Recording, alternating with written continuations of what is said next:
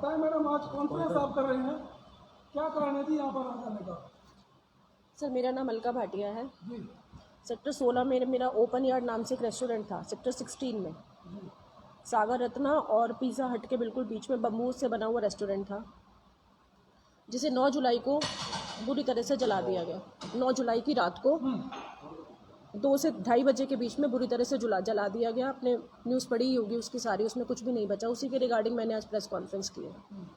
किसने जलाया था ये रेस्टोरेंट? सर मेरे पड़ोसी थे जो दिवाली के आसपास वहाँ पर उन्होंने एक छोटा सा टेक अवे काउंटर खोला था by the name of tandoori हट की फ्रेंचाइजी ली थी। तंदूरी हट 5 नंबर में मेन है एक, वो फ्रेंचाइजीज देते हैं, उसकी फ्रेंचाइजीज ली थी उन्होंने दिवाली के आसपास। उन्होंने वहाँ पर वो एक टेक अवे काउंटर खोला था। 2 लोग हैं उसमें, एक रितेश शर्मा और एक पंकज शास्त्री। इन 2 लोगों ने मिलकर खोला था। जिस दिन से ये आए हैं वहाँ पर उसी दिन से इन्होंने मुझे परेशान कर रखा था। मैंने बहुत सारी कंप्लेंट्स जिनसे मैंने रेंट पे ले रखा था। परेशान क्या किया गया आपको? क्या परेशान ये करते थे, वो ये चाहते थे कि मैं उस रेस्टोरेंट को खाली करके वहाँ से चली जाऊँ और वो वहाँ पर वो रेस्टोरेंट चलाए, क्योंकि मेरा पार्टीज़ का बहुत अच्छा काम था, बहुत अच्छा मेरा रेस्टोरेंट था। मैं फरीदाबाद में 5वें नंबर पर थी उस रेस्टोरेंट में, होल फरीदाबाद में वी आर इन टॉप 5। तो वो ये चाहते थे कि हम मेरा बिजनेस वो टेक ओवर कर लें। किसी ना किसी तरीके से रोज़ मुझे परेशान करते थे। मेरे यहाँ पर पार्टीज़ होती थी, जैसे ही पार्टी स्टार्ट होती वो तेल के अंदर लाल मिर्च का छौंका लगा देते। क्योंकि वो बम्बूस का रेस्टोरेंट था, आर पार होता था सारा, तो धुआं जो भी कस्टमर्स पार्टी चलते वो खांस खांस के रोड पर आ जाते थे। इस तरह के सेवरल एग्जाम्पल्स हैं जो वो परेशान करने में कभी भी कमी नहीं छोड़ते थे मुझे, कभी भी। मार्च से तो उन्होंने मुझे इतना परेशान कर दिया कि मेरा वहाँ पर काम करना इतना मुश्किल हो गया कि मैं तो सारा दिन कंप्लेंट्स ही करती रहती थी ऑनर्स को। जब मैं थक गई बिल्कुल कि मैं अब बिल्कुल, कहते हैं ना कि पानी सर के ऊपर चला गया, तब मैंने उनको ये बोल दिया ऑनर्स को कि भैया या तो आप मेरे रेस्टोरेंट के अंदर जितना इन्वेस्टमेंट हुआ है या तो वो आप मुझे वापस दे दीजिए, इधर आप इनको बोलिए, इनसे ये पोर्शन खाली कराइए। कहीं ना कहीं ऑनर्स ने मेरी यहाँ पर बात सुनी और उन्हें डांटा गया, धमकाया गया, आई डोंट नो, क्योंकि मैं वहाँ पर नहीं थी। लेकिन जब वो उनसे मिलकर आए 9 जुलाई के दिन में, ये कंप्लेंट मैंने 9 जुलाई के दिन में की थी 2 बजे। मैं उनके घर गई थी उनसे मिलने के लिए, ये बोलने के लिए कि मुझे या तो मेरी इन्वेस्टमेंट वापस दे दो आप। ये इन लोगों को जानते हैं आप क्या पहले से? अगर नहीं, मैं इन लोगों को नहीं जानती हूँ। ये जब से वहाँ पर आए तभी हमारी जान पहचान हुई है। आपको कैसे अंदेशा हुआ कि आग इन्होंने ही लगाई है? सर ये मेरे को 3 महीने से रोज परेशान करते थे, डेली मुझे ये बोलते थे अगर आप चुपचाप यहाँ से नहीं जाओगी तो हम इसमें आग लगा देंगे। तो आपने 3 महीने पहले एफआईआर नहीं की? नहीं, मैंने पुलिस को कंप्लेन नहीं की। मैंने जिनसे रेंट पे ले रखा है मैं उनको कंप्लेन करती थी, मैंने पुलिस को कोई कंप्लेन नहीं दी, क्योंकि मैं सबके विभाग पे करवाई ये कंप्लेन? नहीं, शक के विभाग में नहीं ना। जब 9 तारीख को मैंने ऑनर्स के पास जाकर ये कंप्लेन किया कि भाई इधर या तो मेरी इन्वेस्टमेंट आप वापस दे दो या फिर आप इनको यहाँ से बोलो कि ये जाएं, आपको दोनों में से अब एक चुनना होगा, सिंपल सी बात है।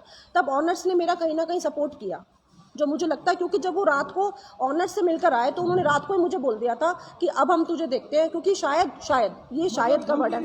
बिल्कुल, उन्होंने बोला अब हम देखते हैं कि अब आज के बाद तुम यहाँ काम कैसे करती हो।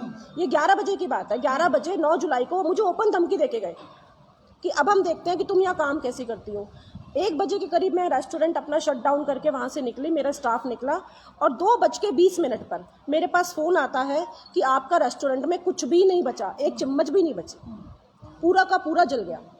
जब तक मैं 2:20 पर वहाँ पर पहुँची तब तक वहाँ पर अग्निशमन वालों ने सब कुछ बुझा दिया था और सिर्फ वहाँ पर लोहे का ढांचा खड़ा था। कैसे जानकारी मिली आपको? 2:20 आग लग चुकी है, होटल खत्म हो चुका है। 2:20 पे पुलिस वालों ने मुझे फ़ोन किया, क्योंकि बाहर मेरा एक बोर्ड बच गया था, उस पर मेरा कॉन्टैक्ट नंबर लिख रहा था। उस नंबर पे मेरे से फ़ोन आया और जब मैं 2:25 पर वहाँ पर पहुँची तो वहाँ पर एक चम्मच भी नहीं थी, जबकि वो 100 सीटर AC डाइनिंग रेस्टोरेंट था। आसपास कोई सीसीटीवी? वहाँ पर CCTV सबके पास है, लेकिन चूंकि वहाँ पर थोड़ा सा सबके साथ ये प्रॉब्लम है तो सब लोग अपनी MC डाउन करके जाते हैं। तो उसके बाद दुकान शट डाउन करने के बाद किसी का भी कैमरा वहाँ पर लाइव नहीं था।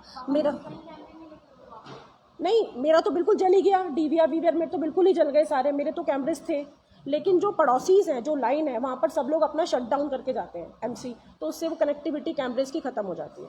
आप सीधे आरोप लगा रहे हैं, नाम क्या है उनके? नाम का खुलासा? मुकेश, पंकज शास्त्री और रितेश शर्मा, ये 2 बंदे। पहले से आप जानते हैं? नहीं, मैं पहले से बिल्कुल नहीं जानती थी। जिस दिन से कंप्लेंट कब कराई? मैंने पुलिस को 10 जुलाई की आफ्टरनून में कंप्लेंट दी रिटर्न में, जिस पर पुलिस ने रोज़ मुझे यही बोला कि हाँ हम इन्वेस्टिगेशन कर रहे हैं। मैंने उन्हें पहले दिन ही रिक्वेस्ट किया, सर इन्होंने जलाया है, मेरे पास मैंने आपको जो भी एविडेंसेस थे वो सब आपको दे दिए हैं, क्योंकि मैं ऑनर्स को भी तो कंप्लेन कर रही थी ना, लिख के ये बात मेरे पास रिटर्न में है वो बात सारी जो मैं ऑनर्स को भेज रही थी, ऑडियो वीडियो रिकॉर्डिंग करके कि ये मुझे रोज़ परेशान करते हैं। मैंने ये सारे प्रूफ पुलिस को दिए, लेकिन पुलिस ने मेरी कोई FIR नहीं की। 17 या 18 जुलाई को CM साहब आए थे बीजेपी कार्यालय का उद्घाटन करने सेक्टर 15 की मार्केट में गुरुद्वारे के पास। मैंने अपनी कंप्लेन जब उनको दी, क्योंकि मैं पार्टी की मेंबर हूँ बीजेपी की, जब मैंने उन्हें कंप्लेन दी तो उनके संज्ञान में आने के बाद ये FIR हुई। मैडम, भाजपा की आप मेंबर हैं और पार्टी अभी पूरी जो है छाई हुई है पूरे देश में, उसके बावजूद आपका काम नहीं हो पा रहा। नहीं, कहीं ना कहीं तो बीजेपी ने सपोर्ट किया, तभी मैं CM से मिल पाई, नहीं तो आज की डेट में CM से मिलना कोई इजी टास्क तो है नहीं। कार्रवाई तो नहीं हुई। FIR हुई उन्होंने। देखिए मैं यही बात तो आपको कह रही हूँ कि CM साहब की संज्ञान में आने के बाद भी पुलिस वालों ने अभी तक मेरे साथ नहीं दिया। अभी क्या मांग कर रहे हैं पुलिस प्रशासन से? और आप ये देखिए, बड़ी ही वो वाली बात है कि 18 जुलाई को जब पुलिस वालों ने मुझे ये FIR की कॉपी दी तो इसमें सेक्शन लगाया 435 एंड 34। 435 का मतलब होता है टेक्निकली कि किसी भी जगह पर आग लगने के कारण 100 रुपये का नुकसान होना, मात्र 100 रुपये का नुकसान होना, ये 435 का टेक्निकल मीन है। मैंने पुलिस वालों को बोला, सर आप मुझे ये जस्टिफाई कर दो कि इस रेस्टोरेंट में 100 रुपये का नुकसान हुआ है, मैं अपनी FIR कैंसिल करा दूँगी। ये क्वेश्चन करने के बाद उन्होंने 435 हटा के 21 तारीख को 436 लगाई, और उसी वजह से ही मैंने प्रेस कॉन्फ्रेंस बुलाई थी, और वो प्रेस कॉन्फ्रेंस मुझे कैंसिल भी करनी पड़ी, क्योंकि कॉन्फ्रेंस करने से पहले ये धारा इन्होंने चेंज कर दी थी। क्योंकि एक हम चाय की रेडी लगाते हैं ना, उस पर भी कम से कम 3 से 4 हज़ार का सामान होता है, दूध का पतीला होगा, स्टोव होगा, कुछ चम्मच होंगे, कुछ कप होंगे, तो एक 435 लगा के पुलिस वाले मुझे ये बोल रहे हैं कि इसमें आपका 100 रुपये का नुकसान हुआ था। जबकि आप अगर ये फोटोज़ देखें तो ये कितना मतलब डाइनिंग और कितना आप नेट पे आप देखेंगे इस रेस्टोरेंट को, तो इसमें 100 रुपये का सामान कहाँ दिख रहा है? कितना, आप क्या कहेंगे, कितना नुकसान हुआ होगा आपका? मेरा 25 लाख का नुकसान हुआ। 25 लाख रुपये। इंश्योरेंस था आपका? नहीं, इंश्योरेंस नहीं था। इवन दूसरी पार्टी ने मेरे को वॉइस ऑफ फरीदाबाद की मीडिया में ये ब्लेम किया कि मैंने यह खुद लगाई क्योंकि मेरा इंश्योरेंस था। मैंने पब्लिकली ये बात बोली कि वो मुझे प्रूफ कर दें कि ये मेरा इंश्योरेंस था, तो मैं पूरी मीडिया के सामने उनसे माफ़ी मांगूंगी। अरे अगर मेरा इंश्योरेंस ही होता तो मैं आज तक 2 महीने धक्के कहाँ खा रही होती। मैंने कोई मंत्री नहीं छोड़ा, कोई email ID नहीं छोड़ी, कोई यहाँ का कोई ऑफिसर नहीं छोड़ा जिसके पास मैंने अपनी कंप्लेन ना दी हो। मैं सिर्फ ये रिक्वेस्ट, कितने नाम दर्ज है? दो नाम है, एक बार आप बताइए, एक बार आप। रितेश शर्मा और पंकज शास्त्री। तो अभी क्या कार्रवाई चाहते हैं पुलिस से? मैं ये चाहती हूँ उनको अरेस्ट किया जाए, क्योंकि ये सेशन ट्रायल है, नॉन बेलेबल ऑफेंस है। ये जो 436 है सेशन ट्रायल है और इसमें बेल नहीं है। मैं सिर्फ आप लोगों के माध्यम से आप लोगों को यहाँ इसलिए मैंने रिक्वेस्ट करके बुलाया है कि जब मैंने मतलब बाई नेम एक FIR they the with proof जो मेरे पास अवेलेबल थे, उसको दे दिया, सब कुछ दे दिया विद उनके खिलाफ जो भी मेरे पास एविडेंसेस थे कि वो रात को 3-3 बजे तक वहाँ बैठ के दारू पीते थे, मैंने सारी रिकॉर्डिंग्स पुलिस को दी है। और उसके बाद मैंने बताया है कि सर आप इन लोगों से ये बात कर सकते हो, ये आपको बताएंगे कि यहाँ पर ऐसा ऐसा हुआ है। उसके बावजूद भी अभी तक कोई अरेस्टिंग नहीं है। अलका जी, आपने जैसे बताया था कि ये लोग परेशान करते थे आपको रेस्टोरेंट में, और जब से आपने FIR दर्ज करवाई आपका नुकसान हुआ, उसके बावजूद भी आपको क्या परेशान? बिल्कुल परेशान करते हैं। मैंने अभी वहाँ पर अपने 2 काउंटर बाहर लगा रखे, क्योंकि अंदर तो कुछ बचा ही नहीं है काम करने लायक। तो मेरे पास स्टाफ है, उनके लिए मैंने 2 काउंटर लगा रखे हैं। ये आते हैं अपनी गाड़ियों में, इनके पास फॉर्चूनर है, 1-2 गाड़ी और है, आते हैं बिल्कुल मेरे सामने गाड़ी लगा देते हैं और मेरे पास गंदे गंदे कमेंट्स करते हैं, मेरे स्टाफ को गाली देते हैं। जन्माष्टमी के दिन इन्होंने उतरकर फुल नशे में, रितेश शर्मा ने फुल नशे में मेरे रेस्टोरेंट के बाहर आया और उसने फुल नशे में मेरे स्टाफ को गालियां दी। मैं वहाँ पर अवेलेबल नहीं थी। उन्होंने पुलिस में कंप्लेंट नहीं की? मैंने ही मना कर दिया, क्योंकि त्योहार का दिन था, जन्माष्टमी का दिन था। आप ये देखिए, जो बंदा जन्माष्टमी के दिन दारू पी के मुझे धमका रहा है, तो मैं तो सेफ ही नहीं हूँ। मैं कहाँ सेफ हूँ? मुझे लगता है पुलिस अब किसी दूसरी वारदात का होने का वेट कर रही है कि या तो वो मुझे गोली मारेंगे। इसमें जो पंकज उसके पास तो लाइसेंसी रिवॉल्वर है, वो तो पहले भी मेरे को रिवॉल्वर रख के डराता था रेस्टोरेंट के अंदर। मैंने बात पुलिस को भी बोली थी कि सर सबसे पहले इसकी रिवॉल्वर जब्त की जाए। अब पता नहीं उस पर क्या एक्शन किया पुलिस ने। प्रेस के माध्यम से आप क्या कहना चाह रहे हैं? सर मैं प्रेस वालों के माध्यम से रिक्वेस्ट करना चाह रही हूँ, आप भी मेरे छोटे भाई बहन, कोई बड़े भाई बहन है, कि अगर आपकी फैमिली में किसी लड़की का इतना सारा रोजगार खत्म हो जाए तो उसे क्या करना चाहिए। मैंने यहाँ पर 2 साल तक इतनी मेहनत की। आप ना 9 बजे से लेकर और रात को 2 बजे तक मेरी लोकेशन चेक करिएगा, मैं उसी स्थिति पर बैठी रहती थी।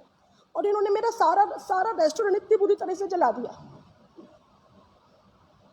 मैं हर किसी के पास जाके रिक्वेस्ट किया, लेकिन कुछ नहीं हुआ अभी तक। बाई नेम FIR होने के बाद भी इन लोगों ने आज तक कुछ नहीं किया। और अब ये बताइए, अब मतलब हाउ टू बी सर्वाइव। सारा अब तो 25 का तो वो नुकसान हो गया, अब मैं कहीं और बनाऊंगी तो 25 मुझे और चाहिए है मेरे पास वापस। देखिए, मैं इसमें थोड़ा कुछ ऐड करना चाहता हूँ। जी, पहले आप परिचय दें अपना। मेरा नाम नवनीत है, मैं सेक्टर 16A का निवासी हूँ। मैम से मेरी मुलाकात आज से 3 साल पहले हमारे कुछ SSF के नाम से एक प्रोग्राम बना था, यहाँ हुआ था शुरू। ACP राजेश चेची जी थे, तो वहाँ मैम से मिलना हुआ। और अभी जब ये रेस्टोरेंट में आग लगाई गई तो फिर से मैं मैडम से जुड़ा और बातचीत हुई। आज आप देखिए कि एक FIR के लिए सारा शासन जो है वो फेल, प्रशासन फेल, हमें मुख्यमंत्री के पास जाना पड़ रहा है। आप बताइए कितने लोग मुख्यमंत्री के पास पहुंच सकते हैं, कितने आम आदमी मुख्यमंत्री के पास पहुंच सकते हैं। और मुख्यमंत्री ने वो FIR जो हमारी कंप्लेंट थी सर्किट हाउस में, उसे जो है आगे फॉरवर्ड किया, CP साहब को दिया, और 3-4 दिन बाद FIR होती है और जिसमें 435 लगाई जाती है धारा, जो मैडम ने बताई। कहाँ मैडम बता रही हैं 25 लाख का नुकसान, और कहाँ उस धारा में 100 रुपये से कम का नुकसान पे 435 लगती है और बेलेबल। और आज भी जो है सब कुछ नॉर्मल चल रहा है, पुलिस के लिए भी और अपराधियों के लिए भी। तो किस तरह से, कैसे इस पे हम लोग स्मार्ट सिटी की बात कर रहे हैं और हमारे सोशल इश्यूज बहुत हैं, लेकिन मुझे लगता है कि सबसे बड़ा जो सोशल इशू है आज के समय में वो है हमारी सेफ्टी सिक्योरिटी का।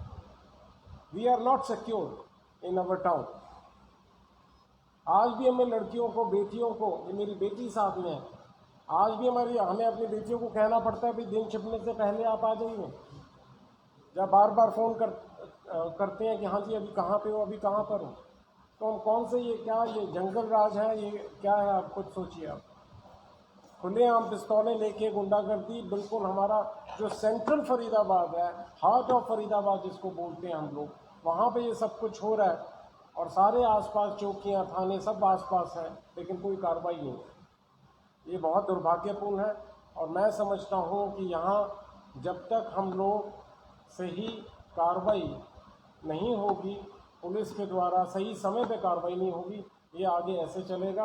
और ये हम लोग अपने आप को सेफ सिक्योर नहीं समझ रहे हैं। It's very very sad situation in the town.